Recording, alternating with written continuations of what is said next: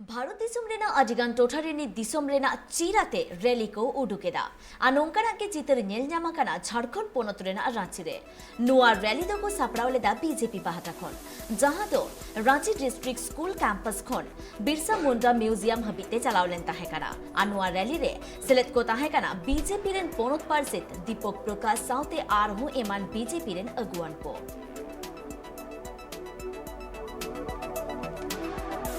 अमृत महोत्सव देश के आज़ादी के 75 वर्ष में पूरी देश महापुरुषों को स्मरण कर रही है, जिनके त्याग, तपस्या और बलिदानी के कारण देश आज़ाद हुआ। इसलिए पूरा देश दलगत राजनीति से ऊपर उठ करके हर नागरिक आज भारत माता को स्मरण कर रहा है और आज़ाद भारत जिनके कारण हुआ है देश आज़ाद, उन महापुरुषों को भी स्मरण कर रहा है। और आने वाला 25 वर्ष जब देश के आज़ादी के 100 वर्ष होंगे तो देश पूरे तरह से दुनिया का विश्व गुरु कैसे बने, इसका भी हम सब लोग संकल्प ले रहे हैं। कि इस अमृतोत्सव में जो सौभाग्य है हमारा कि इस 75वें साल में हम लोग शामिल हो रहे हैं। अब पूरा देश, जहां पूरे देश में आज अमृतोत्सव मनाया जा रहा है, उसी तरह झारखंड की राजधानी रांची में भी हमारे हजारों कार्यकर्ता गाँव से, गलियों से, मोहल्लों से, टोलों से आकर इस महोत्सव में कोई पार्टी नहीं, कोई राजनीति नहीं, कोई नहीं, आम लोग, सब लोग, देशवासी लोग आज शहीद चौक पर आकर हमारे जो शहीद हुए उनको नमन करके और ये यात्रा यहाँ से शुरू होगी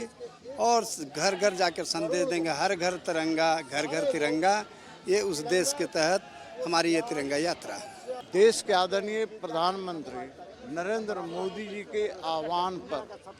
पूरे देशवासियों ने तिरंगा के प्रति और राष्ट्रीयता की भावना पैदा हुई है। स्वाभाविक रूप से भारतीय जनता पार्टी एक राष्ट्रवादी पार्टी होने के नाते पूरे देश के अंदर विभिन्न क्षेत्रों में तिरंगा यात्रा निकालकर लोगों में एक जोश पैदा करने का काम कर रही है। जहाँ तक विपक्ष का सवाल है तो आज़ादी के पहले हो या आज़ादी के बाद विपक्ष के लोग हमेशा राष्ट्रद्रोहियों के साथ खड़ा होते हुए नज़र आ रहे हैं,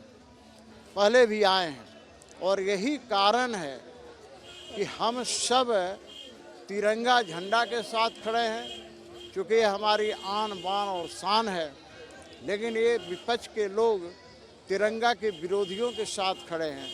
जो देशद्रोही हरकतों में शामिल रहते हैं। ये हमेशा उनके साथ खड़े रहते हैं। ये विपक्षी के प्रति लोगों में आक्रोश भी है और आज लोगों में यह भाव पैदा हुआ है कि हम सभी भारतवासी इस देश की आन बान और शान के साथ हमेशा खड़ा रहेंगे।